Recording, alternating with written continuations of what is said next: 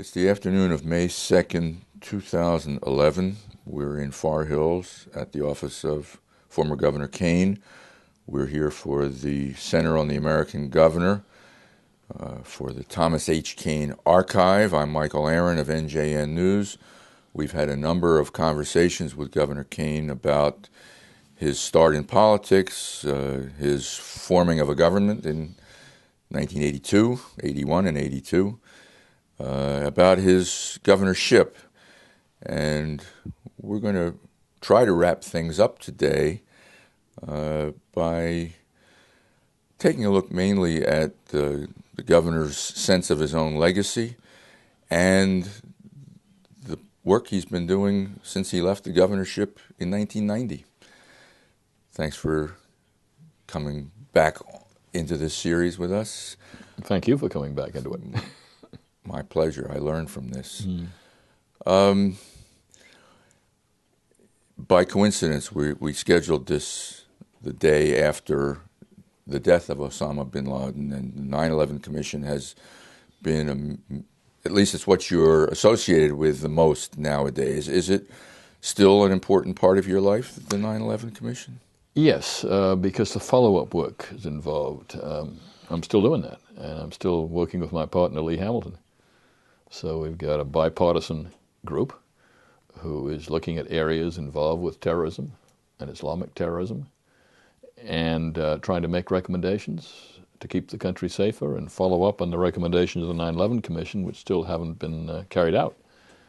And in that process, we're talking with all the players on the Obama team and trying to help them in any way we can. But also, if we think something's wrong, we're going to hold their feet to the fire. And we did a separate interview moments ago for the archive about the death of bin Laden. But just to summarize, for the sake of someone who might not see that interview, you feel that removing him is of great symbolic importance, but that it doesn't mean it's time to relax in what you call the war on Islamic fundamentalism or Islamic terror. Is that correct? Yeah, that's correct. I just, it's a time to take a moment and celebrate. And for the families particularly to feel that some closure is here. But nobody else has been removed. We've still got people out here who want to kill civilians, particularly in the United States, but also in other countries as well. They're using new methodologies. They're operating from new places. They're got to be at us for a while to come, and we've got to not relax. I mean, we've got to get ahead of them. We've got to look what they might do and see if we can prevent it. And then we've got to root them out, and we won't be safe until we've rooted out all of them. Well, a longer section of your thoughts on this is on a separate page in this website. Let's get back to your governorship and your post-governorship period. Do you miss being governor? No. Why not? Because it was a wonderful, wonderful part of my life. It was a wonderful job, but I think 8 years is enough for anybody. I mean, not every state has a two-term limitation. And my friends in other states who were governors, who served sometimes for 12 years, sometimes for even longer, with one exception, always regretted it. Who's the exception? The exception is the governor of North Carolina, Jim Hunt. Jim Hunt served for 16 years, if you can believe it. And he thought it took him that long to really do what he was the best education governor in the country. And he thought it took that long for him to do to the schools and colleges in that state what really needed to be done. And there's some evidence of that. I mean, if you look at North Carolina now, everything from their test scores to their advances in higher education are really leading the country in many ways. And that's a tribute to Jim Hunt. But with that exception, almost everybody else told me that extra 4 years or 8 years was a mistake, and they just didn't have the joy in it. You know, by the time you start doing your 9th or 10th budget, by the time you're doing your 9th and 10th march in the Columbus Day Parade or what have you, the freshness goes, and some of the excitement, and some of the energy. And plus, with some number of these cases, that popularity left at the same time, so they didn't have a great experience. So I thought 8 years was plenty. Was it a burnout job, or did you learn how to manage your time over time, and physically and emotionally you could have continued on? Oh, I could have continued, but and you know, I would almost have been forced to if it hadn't been for a limitation, because you know what happens to you is that people depend on you.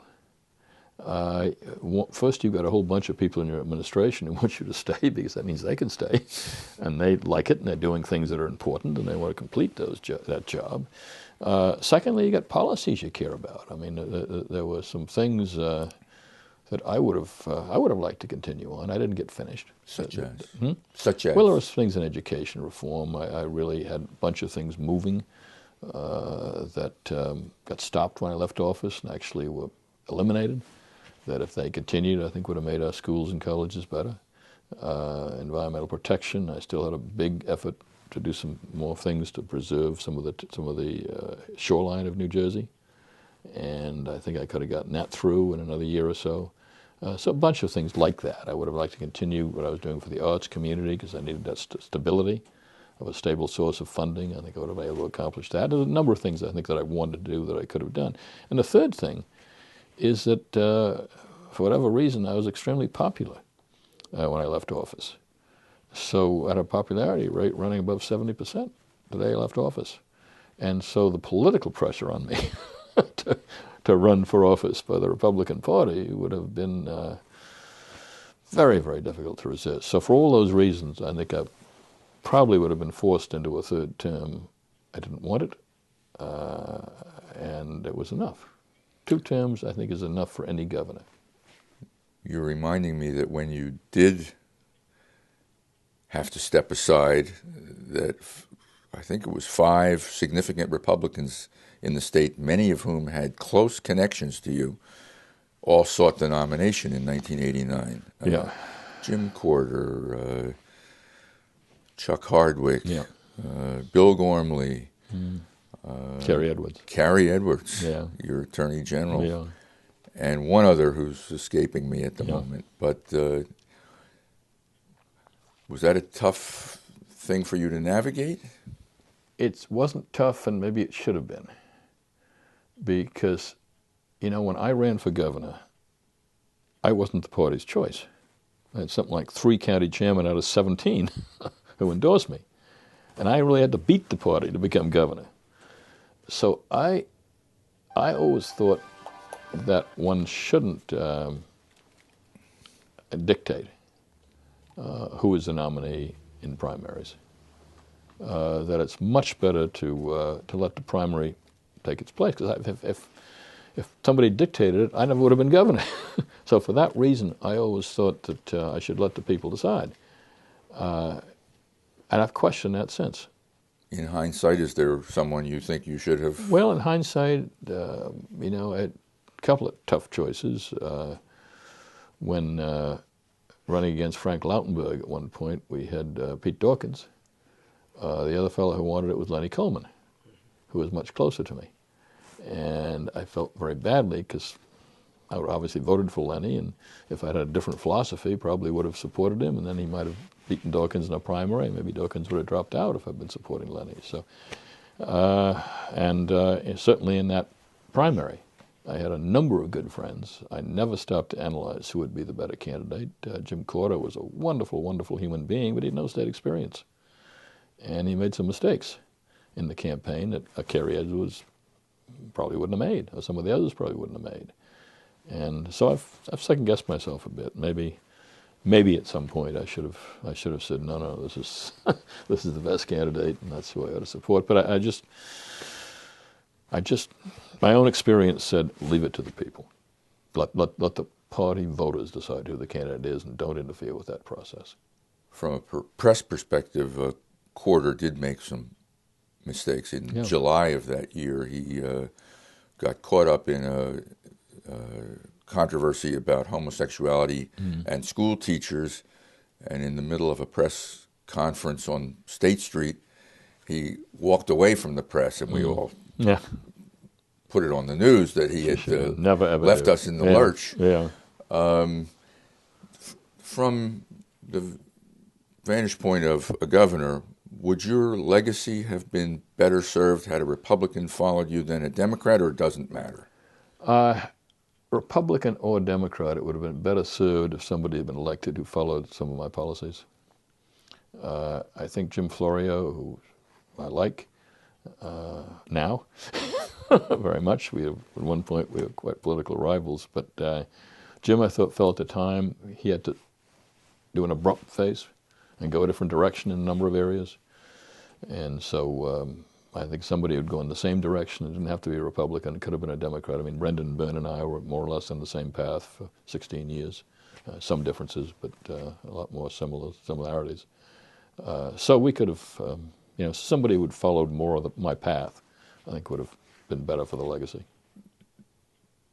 Governors seem like they need to put their own imprint on things so quickly. One will create an office of the controller, so the next one creates an inspector general and de-emphasizes the controller, and so on. Why is that? I think governors are often advised that this is absolutely essential for policy. It usually isn't. Also, governors, since I was elected, have been short-term. I was the last governor to serve 8 years, and that was a long time ago. Christy Whitman was reelected, but she didn't serve the full second term. She left, and so we had these half governors, and half governors. That's an interesting whatever. term. I mean, governors have served half terms or less in some cases, and that's difficult for the state. The state needs some continuity. The state needs continuity of policy and leadership, and personnel. And for years, that was just disrupted by governors going in and out the door. And that hurt New Jersey more than people recognize, I think. It wasn't that they weren't all good people, they were fine people. But government needs stability. It needs, I could not have done what I did in 4 years. You needed to follow through to 8 years. I wonder if Chris Christie agrees with you. I don't know. I really don't know. But I just don't think you can't permanentize things, certainly in 4 years. You can do a lot. But your successor, I mean, that's I think one of the reasons Mayor Bloomberg ran for another term, because he'd done a lot of very good things in education, and he didn't see those lasting unless he had one more term to put them in place. And now, in his third term, his education, at least his appointment, has blown up in his face. Yeah, he had a bad problem with that appointment. But it's nevertheless, his reforms in the New York schools are going to last.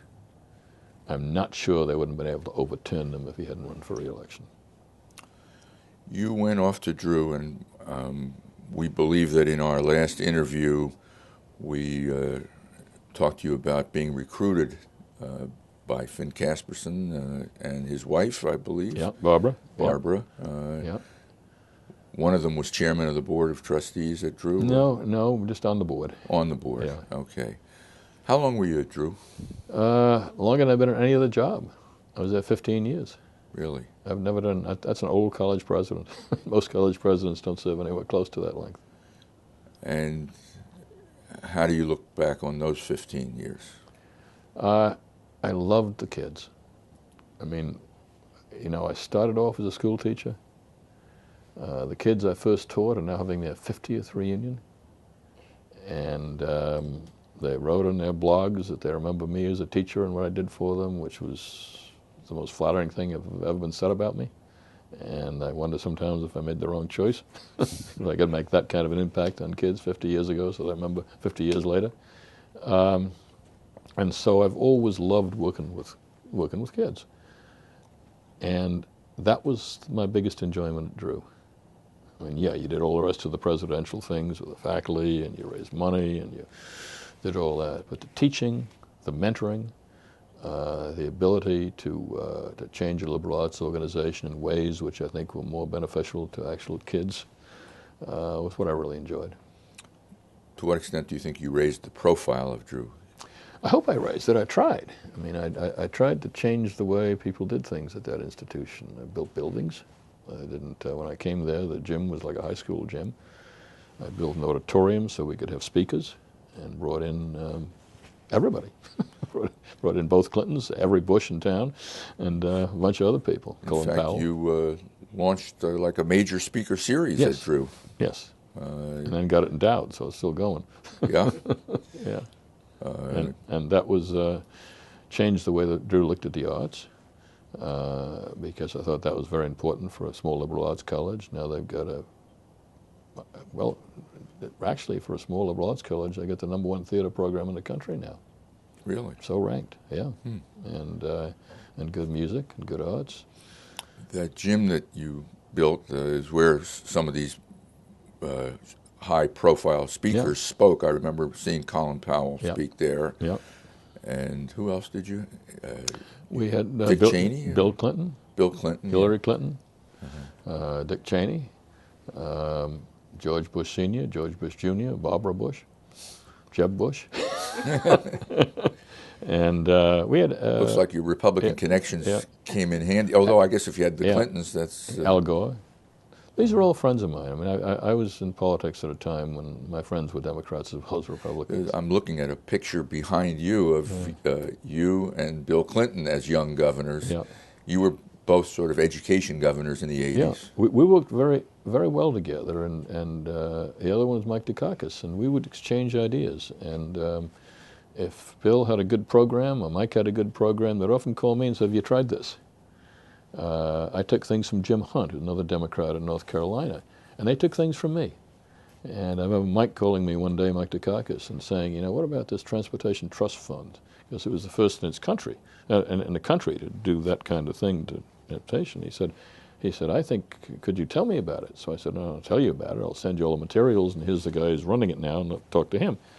So he did all that, and he called me up and said, I love it. Who was running it? Do you recall? Well, John Sheridan was head of the department. Yeah. I don't know if he's the one I told Mike to talk to, but and so Mike calls me back and says, I love it. We want to do it here. Would you have any objection if I called it a caucus program? And of course I didn't, because that's how governors work together. I mean, of course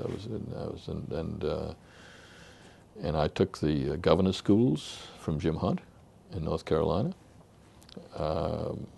Bill Clinton and I exchanged a number of ideas and programs, and that's how it should work.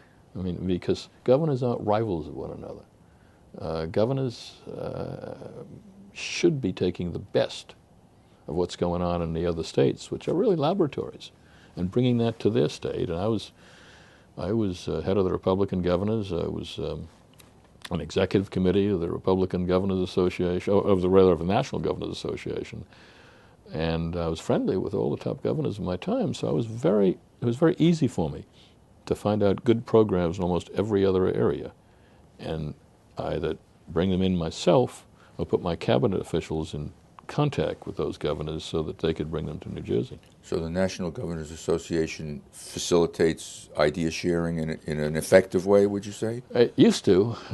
People tell me it's a little more partisan now. I hope not too partisan, because that's not what governors shouldn't be. I mean, the reason governors are so effective, and the reason when it comes to choosing a president, I usually look at a governor, is because it's different than a senator. You don't just vote when you have to do something, and you're judged on what you do as a governor. You're not judged on how you look or how you vote or whether you're conservative or liberal. You're judged on how much you can do for your state, and that's a big difference. And as governors, we share those ideas because we all want to succeed. And we had, I'll tell you what changed, I think. They were such good friends that we had a sort of a prohibition. I mean, I would never, ever go into campaign in a state where a fellow governor was. So I would never campaign for the Republican candidate in a state where a Democrat was governor, if he was an incumbent governor. Mm. And nobody ever came into New Jersey against me in any way. And even if they wanted to come in, they'd often call me and say, hey, we're coming in to do a Democratic fundraiser, not against me, but is that all right? And I'd say, of course, and how can I help you out? And that was the way we operated. And that's the way you should operate. I mean, you can disagree as much as you want on some ideas, but you can help each other and you should be friends. What have your other major commitments been? Robert Wood Johnson, Carnegie. Yeah. Talk about what else you've been involved with since leaving the governorship. It's a follow-on to the governorship, a lot of them. I've been now, Bill Clinton asked me to take on the chairmanship of an organization to do something about teen pregnancy. And I was enormously busy. Drew and he was president at the time. Yeah, and he said, I don't want to do it in government because it'll get into politics. And it's a sensitive issue anyway, so we want you to do it from outside of politics. I said I'd do it for 1 year. I'm still doing it. How long has that? 13 years, I think. Because the organization has been so good, not because of me, but because of the people who are running it, that we've now been picked by the Harvard Business School as the model to set up an issue, to deal with an issue, of a nonprofit to set up to deal with an issue.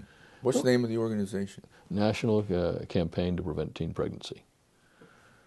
Although we've changed it a little bit now, because one of the foundations has given us, I think, $20 million now, because there's some evidence that, well, we've gotten the teen pregnancy rate is down, in part because of our efforts, but a number of other things, that women between 20 and 30, there's a spike going up. And because we've been so successful in teen pregnancy, they want us to find out why that is and what we can do to address that problem.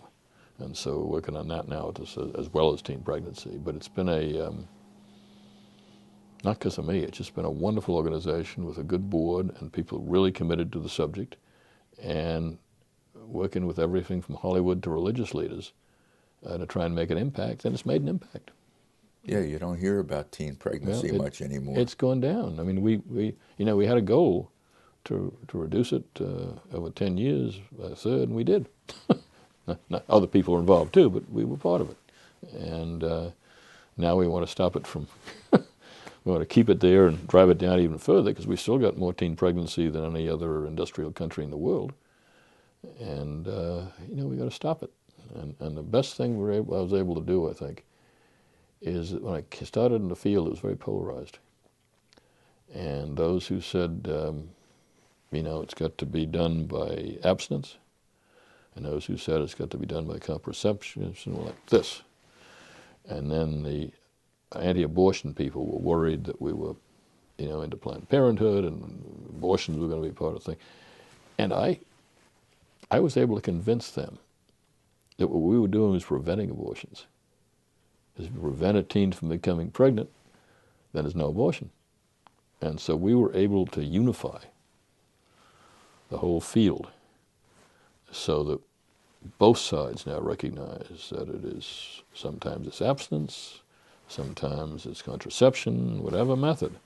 What we really want to do is stop teenagers from becoming pregnant, and that everybody should be allied with that cause together. Anyway, that's one of the things I've been doing. All right, what else? Oh, I've been involved in a number of things in and out for a while. I'm always involved with the city of Newark in one way or another. That's all my life. I mean, that's... what are you involved with that city now? Oh, and everything under Water PAC. I was chairman for a while. We had a Newark Urban Coalition. I've been... you talk to my secretary, she'll find out the number of nonprofit boards that I've been very involved with. Newark Alliance? I've been involved with, learning disability. As a child, I was dyslexic and had a bad stutter. And so I've always been interested, and I didn't get involved in that. And for a while, I was ashamed to admit that I had the problem. But we did an interview, you and me, in 1986 after your re-election. Yeah. At which you revealed publicly that you had been a stutterer as a child. That was the first time. I used to be embarrassed by it. And then I figured maybe it helps other people if I talk about it. So I've been somewhat involved with a national organization which is trying to help kids who have learning disabilities of one kind or another so we can help them get through school. and have a successful life. There are a number of dyslexic people who have been enormously successful in this life, and showing that to kids who have the problem and showing them that they can succeed is a big part of the solution. Did you see the film The King's Speech? Oh, yes. Did you like it? I liked it and identified with it. I mean, there's nothing worse, and that actor portrayed it so well. There's nothing worse than being in public and having to say something and not be able to get it out.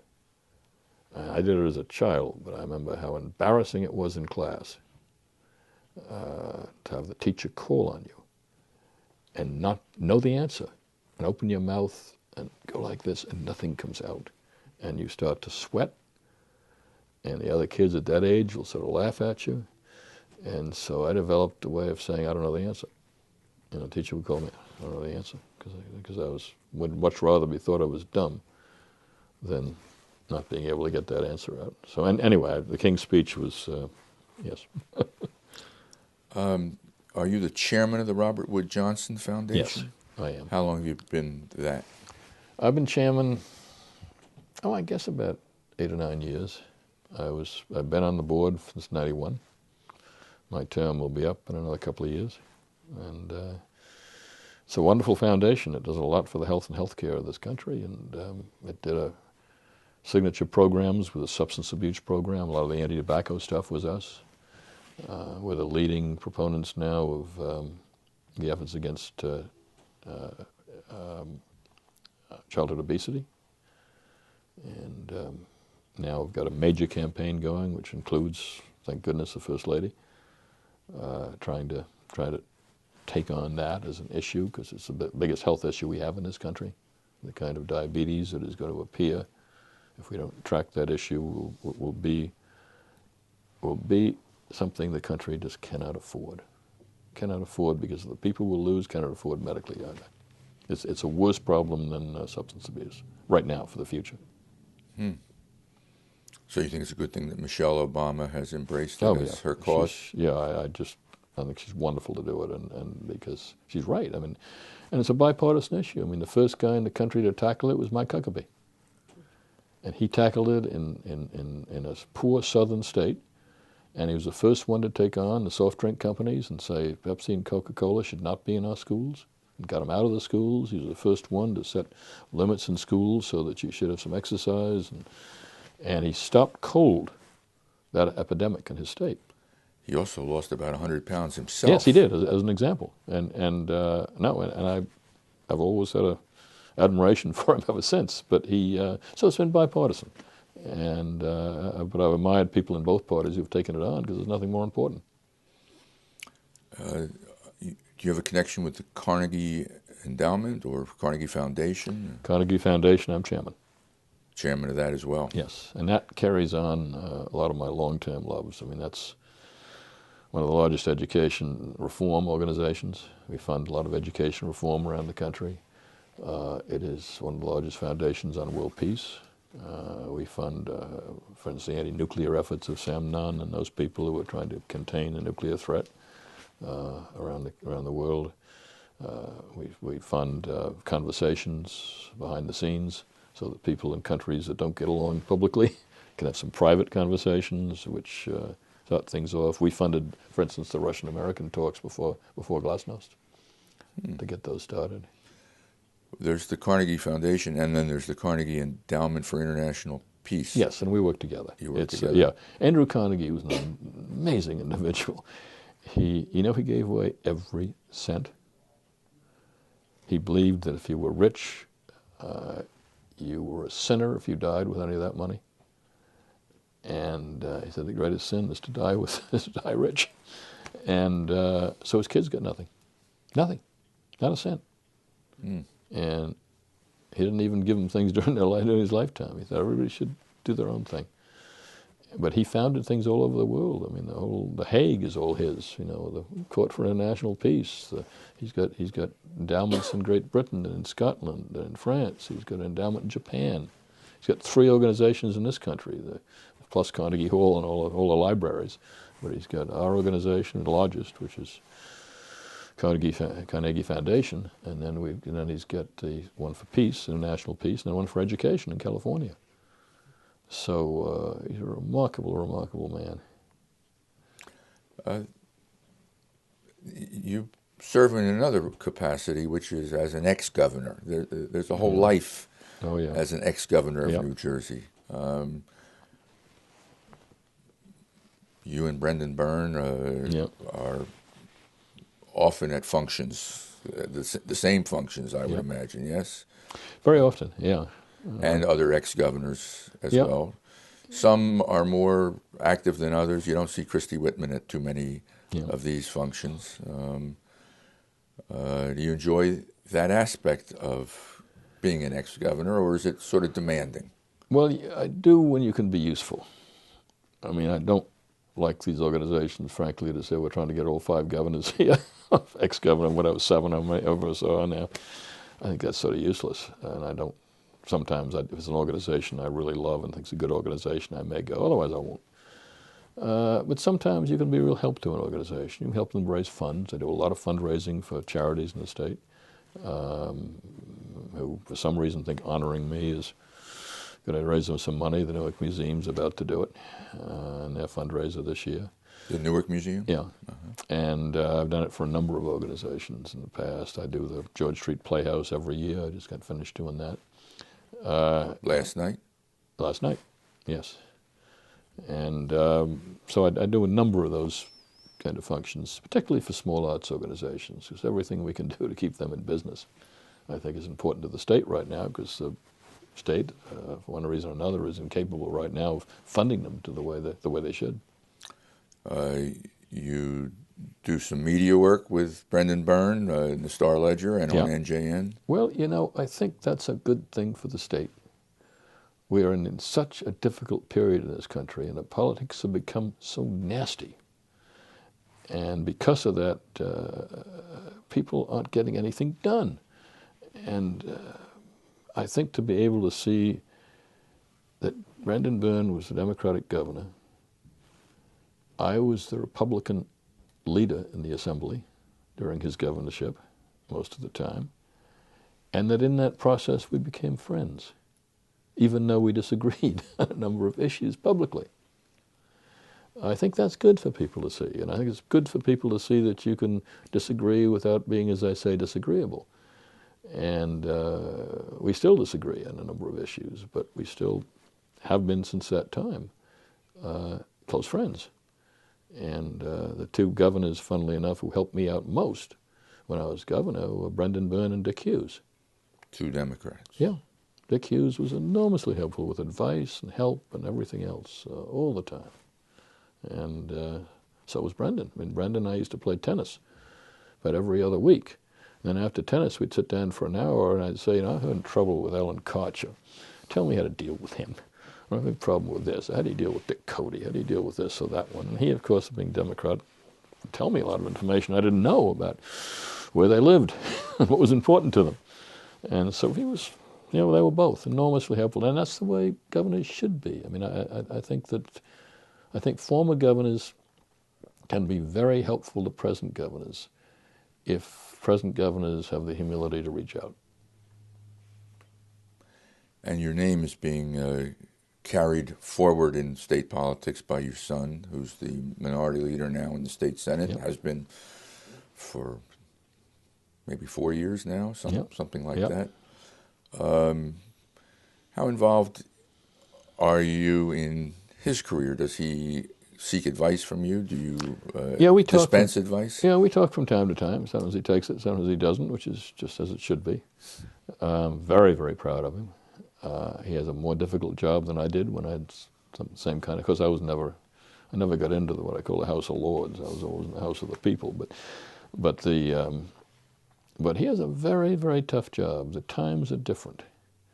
I say I had a number of close friends on the Democratic side who I worked with very closely. And when we were in the majority, I helped them with their bills and with their problems and did everything I could to make sure they succeeded in ways in their own districts. So when the legislature suddenly turned around, I ended up in a small minority. those same people said, what can we do for you? You know, if you need to get your bill through, or if you need to do this or that, can we help you with the administration? They were helpful to me in the same way. And that kind of atmosphere doesn't seem to exist anymore. And so it's a much more partisan time, and it makes it very difficult for a minority leader because the majority tends not to give you anything. I wonder how that happened. I wonder what... It's a Washington disease, and it spread here from Washington. I mean, that was the first real partisanship was down there. And then it came, you know, you're a Republican, or you're a Democrat, and you don't talk, and you don't have dinner together anymore, and you raise money to beat the hell out of the guy sitting across the aisle, and you know, and you get when you can make points, even if the points aren't quite legitimate, you do it. And you do research to find out any statement your guy across the aisle made that you could put in an advertisement, perhaps when he runs again, even if the statement is taken out of context, and both parties do it. And both parties get mad at each other when they do it, and they have whole partisan staffs now who do nothing but that. I mean, they're really there to catch the other guy. They're not there to help legislation happen. They're not there to come up with ideas. The number of press releases I get in email form in these days from those partisan offices every day, ridiculing the other side. I mean, you just start learning to ignore them because it's all just spin. Yeah, it's all spin, and it doesn't help anybody really. And it makes it come back. It makes it, particularly for my son as minority leader, it makes it a much harder job because it is not thought proper anymore to be cooperative. And when you are cooperative, you get your head handed to you sometimes by both sides. And it's difficult. And when you have an idea, and he has a lot of good ideas, I believe, the other party won't listen to him. So I could always get my ideas in when I was there. I could always talk to people who were friends of mine, and maybe not the leadership, but if not, sometimes the other people. I could always find Democrats who could sit down, have lunch, and I didn't have to sponsor the bill. They might sponsor the bill. Or I didn't have to get that idea in the administration. They could do it. But the idea got moving. And things happened, and you felt a sense of satisfaction that because you were there, the state was a better place. Much harder to do that now, I think. And so I don't blame him. He doesn't seem to be frustrated. I mean, he seems to be energized and working and so on. But I think it's a much harder job now, and I'm not sure I would have liked it. Do you think we'll see him run for governor or someday, or U.S. Senate again, as he did in 2006? I have no idea. He picked the wrong year to run, and you can't time in politics. And you really can't time. People would have said when I ran it was the wrong year to run. It turned out to be the right year. So you can't predict that. He did better than any other non-incumbent in the country that year running. So I was proud of him, but it wasn't, no way he was going to get elected with George Bush in the shape he was in nationally, and that year. So whether he'll do it again, I think he may have one more run left in him. He's got to pick what he wants to run for, but that's up to him.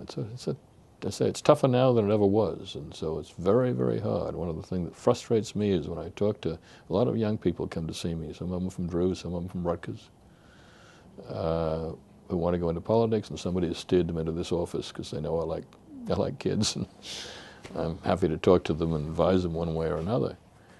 And these are wonderful young people, but elective office, no. They want to serve in government, and they want to move the thing forward, but they'd much rather do it in a point of office, or nationally or in the state, because the nastiness, the money, all of that in state government and federal government right now steers them away from elective office. And that's very bad for the country, because in the end, it's the elective people who make the decisions. And I'm afraid the quality is declining.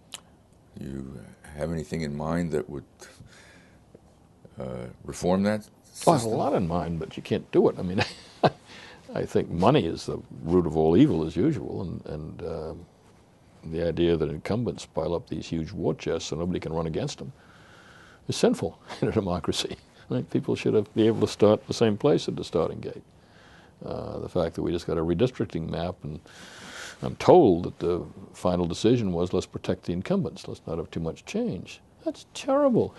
We need change. We need to refresh the pot. We need new young people, men and women in this legislature and state government all the time to keep new ideas and new ways of doing things coming in. And that's happening less and less. And I don't know, as a state and as a nation, we're not going to proceed if the brightest and the best will not go into elective politics. And that's pretty close to where we are right now. So as we wrap up this series of conversations, let's look back to the 1980s. What were the Kean years all about? Hopefully excellence in every area. In some ways, nonpartisanship. When I picked my cabinet, half of it were not Republicans. People who believed in my philosophy, but they didn't necessarily have the R after their name. A lot of them were independents, some of them were Democrats. They're about restoring the pride in the state, trying to do things, because I still believe fervently that you can't get anything done unless you believe you can get something done. Unless you have pride and possibility, unless you have hope, unless you have expectation, nothing's going to happen.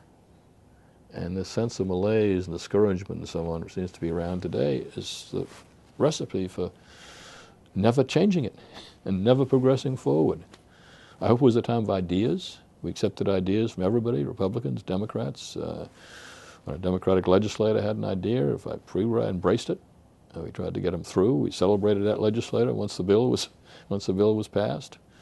I think it was about getting the best ideas, not only from New Jersey, but from around the country. We got mentioned 3 different national addresses by presidents as leading the country in education. I'm proud of the fact we went 8 years with a AAA bond rating, one of the 3 or 4 in the country. And I thought people were going to be proud of that and never lose it. And we've come a long way, I'm afraid, in the wrong direction. So I'm proud that fiscally we were recognized not only in the state, but by people outside of the state as one of the fiscally most responsible governments in the country. I'm proud of our environmental ideas, where again we led the country. And the cleanup of toxic waste and shore protection, wetlands. Nobody else was doing what New Jersey was doing at the time. I'm very, very proud of that. Education. As I say, we did things nobody else was doing, and we did some things nobody's done since. I wish they had. So I mean, there's a whole series of things. I'm very proud of our urban programs.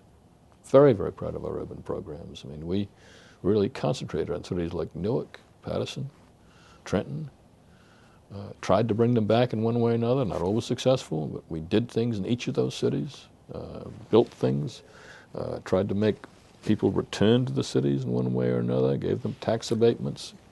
Is Newark better off today than it was in the 80s? Oh, yeah. Although it's had ups and downs. But remember, I sponsored the first urban aid bill. We passed a Safe and Clean Streets bill, which put hundreds of more policemen on the street corner. We gave particular money to, more money than anybody else ever had, to Newark schools. Some of that was wasted by that court decision because it just was money. It wasn't done with any kind of education reform in mind or any kind of educational research. But nevertheless, they had the funds to do more funds than they've had since. To do what they needed to do. And we tried to worry about the cultural institutions. We gave the Newark Museum the money it needed to flourish, and it has. We started the Performing Arts Center, which I think has been a great benefit. We worked to establish, funnily enough, we sponsored the first grocery store since the riots, not only to so that people in projects wouldn't have to take buses to get their food, but so that kids in the neighborhood could have fresh food and vegetables and not go to the local bodega and end up with Pepsi and French fries or chips. So anyway, we did all those things and hopefully a lot of other things. But the vision all over was that there's nothing stopping the state from being the best. And how is the state faring now? We got a lot of problems. Nobody says New Jersey is up at the top in education anymore. Nobody. Are we doing terribly? No, but we're not where we should be as the richest state in the country. Our higher education system has almost fallen off a cliff because we've defunded it. We haven't even held it stable. We've lowered funding for higher education more than any other state in the country, and we're now almost next to last in that regard. And we can't have a future that way. A lot of the programs we did to attract jobs to the state no longer exist, and therefore we have not been attractive. That's one of the reasons we haven't been attracting the number of jobs we have to sustain our growth. Our tax structure now is almost unsustainable, whereas we had taxes that were lower in almost every regard than the states around us. We now have taxes that are highest in almost every regard in the states around us, and that's costing us jobs as well as costing us people who've been moving out of the state. We don't seem to have quite the pride we did in the 80s, and I think we were pretty proud of ourselves in New Jersey. And we don't seem to have that sense of ourselves anymore as what we can be, and that we can take on anybody. So I'm worried about the state. I'm worried about our fiscal shape. I'm worried about our tax structure. I'm worried about our educational system. And those three things, much as anything else, are where you start from, really, to build a state or to rebuild a state. And what do you want to do with your remaining years? Be helpful. Be helpful to the governors, to anybody. I hope I still have something to contribute. I always have ideas, whether they're good ideas or bad ideas. Other people have to judge, but I always have ideas. I love working with people. I love to see ways in which we can change things for the better. And, if people want to work in education, want to work in the environment, want to work in the arts, I'm available to help in every way I can. Well, you kind of define the term elder statesman now in the state. What do you think of that term? Is that acceptable? I'm not so elder yet. You don't look it, actually. Well, thank you. It's been an honor to debrief you over these sessions. Well, thank you. Thank you very, very much.